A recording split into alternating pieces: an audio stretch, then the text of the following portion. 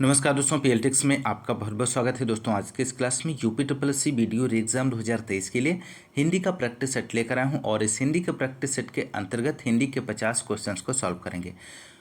दोस्तों यदि आप हमारे चैनल पर नए हैं तो चैनल को सब्सक्राइब कीजिए, लाइक कीजिए, शेयर कीजिए। दोस्तों आइए शुरू करते हैं आज के इस हिंदी के प्रैक्टिस सेट के क्वेश्चन नंबर फर्स्ट से। क्वेश्चन नंबर फर्स्ट है, संक्षेपण कितने शब्दों में लिखना चाहिए। दोस्तों आपको बताना है, ऑप्शन ए दिया गया है 1/3 शब्दों में, ऑप्शन बी है आधे शब्दों में, ऑप्शन सी है 2/3 शब्दों में, ऑप्शन डी है 3/4 शब्दों में।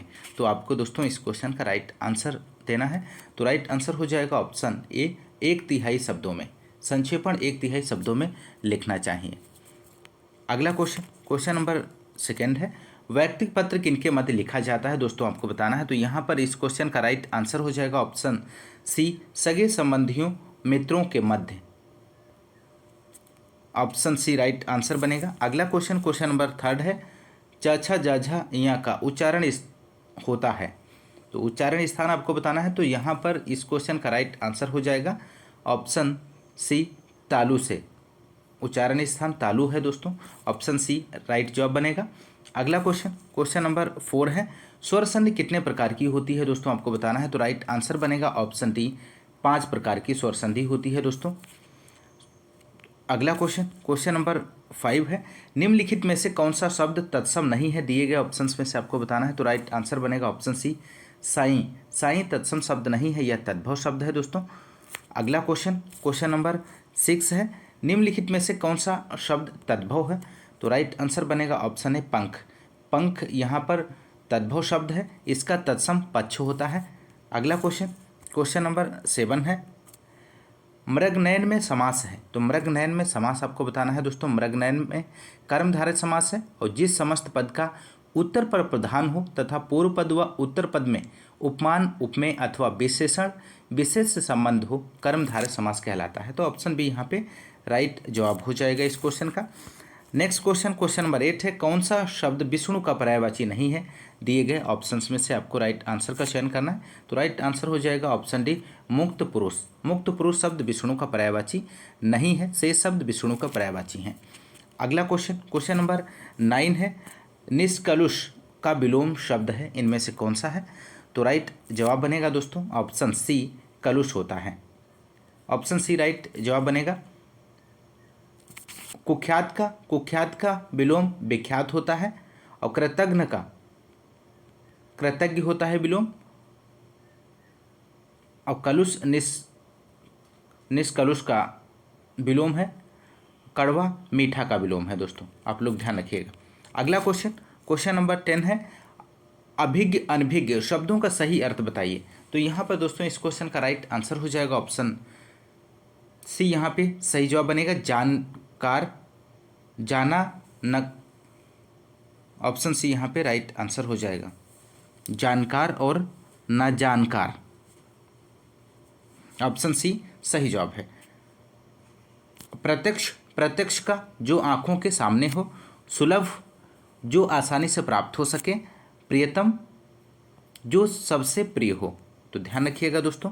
अगला क्वेश्चन नंबर 12 है, अर्थ के आधार पर वाक्यों के भेद बताइए।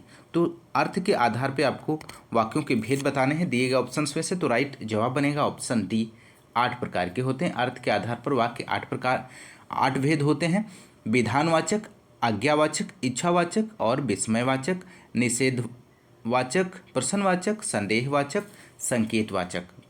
तो ध्यान रखिएगा। क्वेश्चन नंबर 13 है, निम्नलिखित में से कौन सा वाक्य शुद्ध अशुद्ध है, इनमें से दिए गए ऑप्शंस में से। तो राइट जवाब बनेगा ऑप्शन बी, मुझे बड़ी भूख लगी है। ऑप्शन बी सही जवाब है। क्वेश्चन नंबर 14 है, निम्नलिखित में से कौन सा शब्द पुल्लिंग है। दिए गए ऑप्शंस में से आपको बताना है। तो राइट जवाब बनेगा ऑप्शन ए, अंधेरा।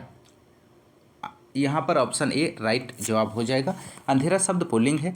वे संज्ञा शब्द जो हमें पुरुष जाति के व्यक्ति, वस्तु आदि का बोध कराते हैं पुल्लिंग शब्द कहलाते हैं। तो ऑप्शन ए यहाँ पे राइट जवाब बनेगा। क्वेश्चन नंबर 15 है, समासिक पदों पुनरुक्त युग्म शब्दों के मध्य प्रयोग किया जाता है। तो राइट जवाब बनेगा यहाँ पे ऑप्शन सी, योजक चिन्ह प्रयोग किया जाता है दोस्तों, ध्यान रखिएगा। अगला क्वेश्चन नंबर 16 है, सावधान करना के अर्थ में मुहावरा है। तो यहाँ पर राइट आंसर हो जाएगा, कान खोलना का अर्थ सावधान करना होता है दोस्तों।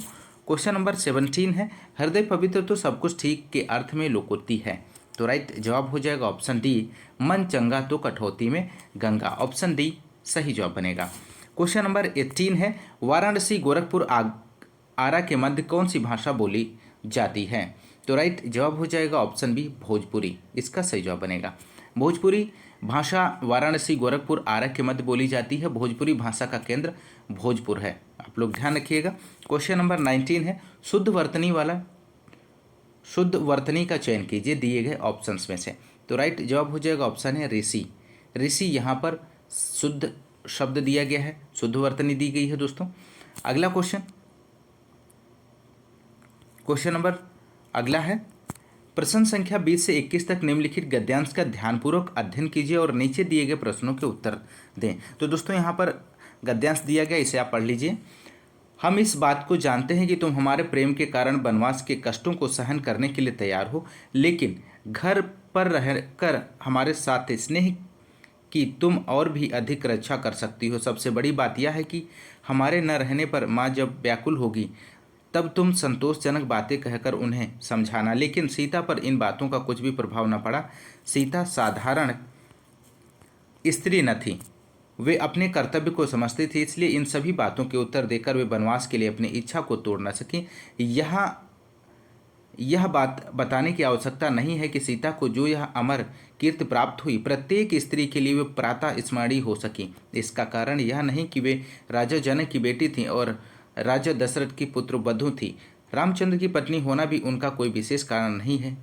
उस कीर्ति का एकमात्र कारण है अपने धर्म और कर्तव्य के लिए उनका कष्ट सहन, अपनी सत्यनिष्ठा और धर्म परायणता, चरित्र बल और कष्ट सहन के लिए उनको जो अमर कीर्ति संसार के लिए इतिहास में मिल सकी, उसको बताने की आवश्यकता नहीं है। तो ये रहा गद्यांश दोस्तों। इसके नीचे दिए गए क्वेश्चन नंबर 20 को देख लेते हैं। सीता जी को अमर कीर्ति किस कारण प्राप्त हुई। तो यहाँ पर दोस्तों आपको राइट आंसर देना है। तो राइट आंसर हो जाएगा अपने धर्म और कर्तव्य के लिए कष्ट सहन करने के कारण। ऑप्शन डी सही जवाब बनेगा। क्वेश्चन नंबर 21 है, उपयुक्त गद्यांश का शीर्षक बताइए। तो राइट जवाब हो जाएगा ऑप्शन सी, धर्म और कर्तव्य परायणता सीता। ऑप्शन सी सही जवाब बनेगा। अगला क्वेश्चन नंबर 22 है दोस्तों, निम्नलिखित में से किशोरी लाल गोस्वामी द्वारा रचित कहानी कौन सी है, आपको बताना है। तो राइट जवाब बनेगा ऑप्शन सी, इंदुमती। इंदुमती यहाँ पे सही जवाब बन जाएगा। अगला क्वेश्चन नंबर 23 है, निम्नलिखित में से कौन सा शब्द विदेशी नहीं है, दिए गए ऑप्शंस में से आपको बताना है। तो राइट जवाब बनेगा यहाँ पे ऑप्शन डी, कान। इसका सही जवाब है। अगला क्वेश्चन नंबर 24 है, कौन सा शब्द पुल्लिंग है। तो राइट जवाब ऑप्शन डी हो जाएगा, न्याय। न्याय शब्द पुल्लिंग है। ऑप्शन डी सही जवाब है। क्वेश्चन नंबर 25 है, निम्नलिखित पत्रों में अभिनिवेदन के रूप में लिखा जाता है। तो ऑप्शन बी यहाँ पे राइट जवाब बनेगा, भवदीय शब्द का प्रयोग अभिवादन के रूप में पत्रों में किया जाता है। ऑप्शन बी सही जवाब बनेगा।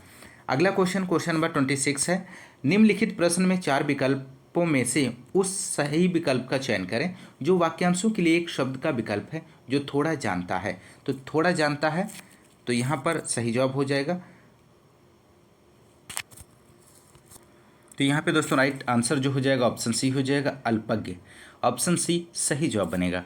अगला क्वेश्चन नंबर 27 है, निम्नलिखित प्रश्न में 4 विकल्पों में से उस सही विकल्प का चयन करें जो वाक्यांशों के लिए एक शब्द का विकल्प है जो इस लोक की बात है। तो जो इस लोक की बात है ऑप्शन डी लौकिक हो जाएगा, इसका सही जवाब।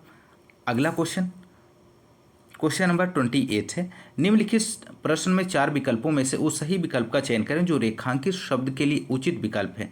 पिता ने बेटी की शादी में किसी भी प्रकार की कमी न होने दी। तो यहाँ पर सही जवाब हो जाएगा ऑप्शन डी, हास्य। अगला क्वेश्चन नंबर 29 है, कौन सा शब्द ऐहिक शब्द का विलोम है, आपको बताना है। तो राइट जवाब बनेगा यहाँ पे दोस्तों ऑप्शन सी, पारलौकिक। इसका सही जवाब हो जाएगा। अगला क्वेश्चन नंबर अगला है 30 है, निम्नलिखित प्रश्न में 4 विकल्पों में से उस विकल्प का चयन करें जो दिए गए शब्द का सही समानार्थी शब्द वाला विकल्प है। सर्प का आपको बताना है। तो राइट आंसर यहाँ पे बनेगा, तो यहाँ पे दोस्तों राइट आंसर बनेगा सर्प। यहाँ पे सर्प के 2 समानार्थी शब्द ब्याल और सारंग हैं दोस्तों, ब्याल और सारंग। जबकि व्याघ्र और शार्दुल सिंह के समानार्थी शब्द हैं दोस्तों, आप लोग ध्यान रखिएगा। तो यहाँ पर जो राइट आंसर बनेगा ब्याल और सारंग दोनों यहाँ पे राइट आंसर बनेगा, सी और डी ऑप्शन सही है। अगला क्वेश्चन, क्वेश्चन नंबर 31 है, निम्नलिखित प्रश्न में 4 विकल्पों में से उस सही विकल्प का चयन करें जो दिए गए शब्द का तद्भव है। इच्छु का आपको बताना है। तो राइट जवाब बनेगा ईख शब्द इच्छु का सम्यक तद्भव रूप है, ऑप्शन सी सही जवाब बनेगा। अगला क्वेश्चन, क्वेश्चन नंबर 32 है, निम्नलिखित प्रश्न में 4 विकल्पों में से उस सही विकल्प का चयन करें जो सर्वनाम के भेद का सही विकल्प है, जिसको हमने बुलाया था वह आया। तो यहाँ पर राइट आंसर हो जाएगा ऑप्शन बी संबंधवाचक है। अगला क्वेश्चन, क्वेश्चन नंबर 33 है दोस्तों, इनमें से कौन सा शब्द भाववाचक संज्ञा नहीं है, आपको बताना है।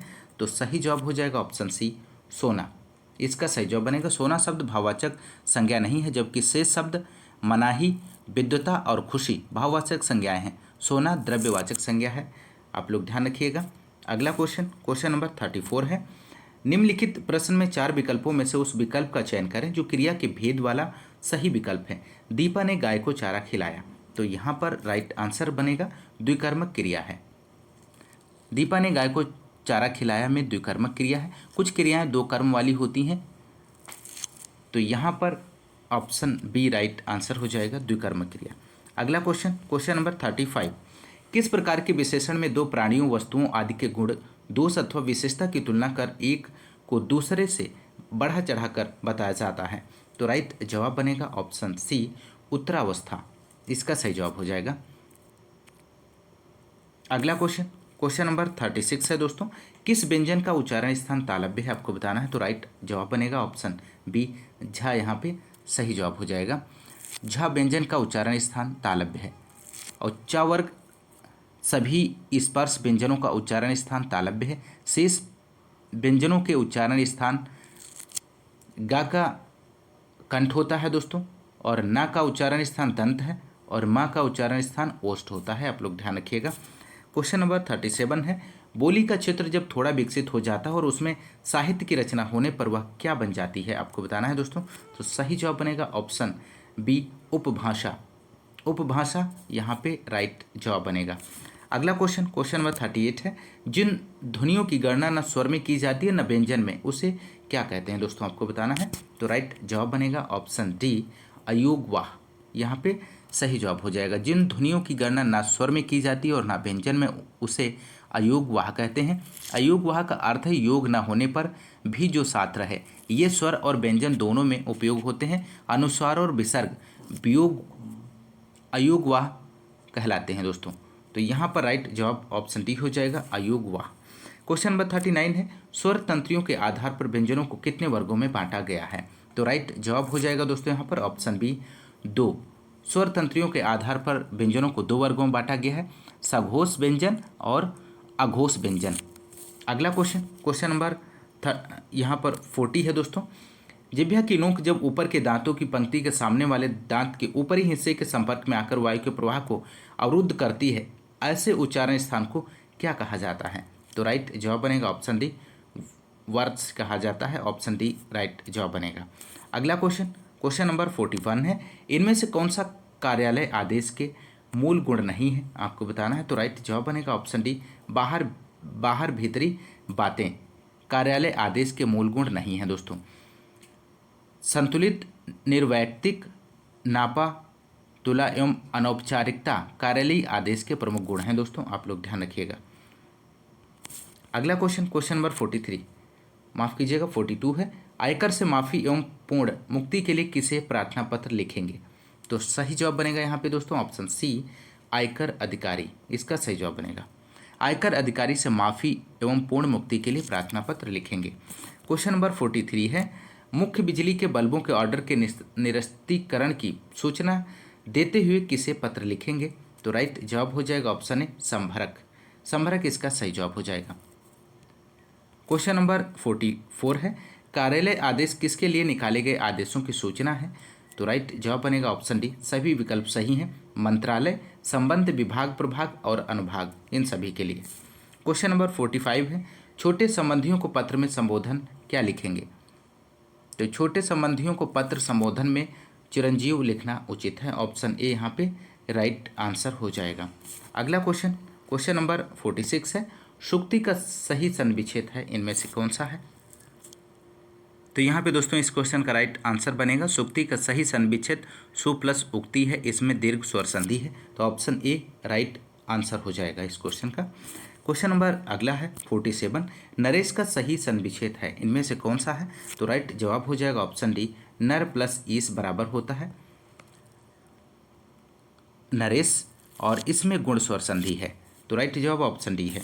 अगला क्वेश्चन नंबर 48 है, तथैव का सही संविच्छेद है इनमें से कौन सा है? तो राइट जवाब हो जाएगा दोस्तों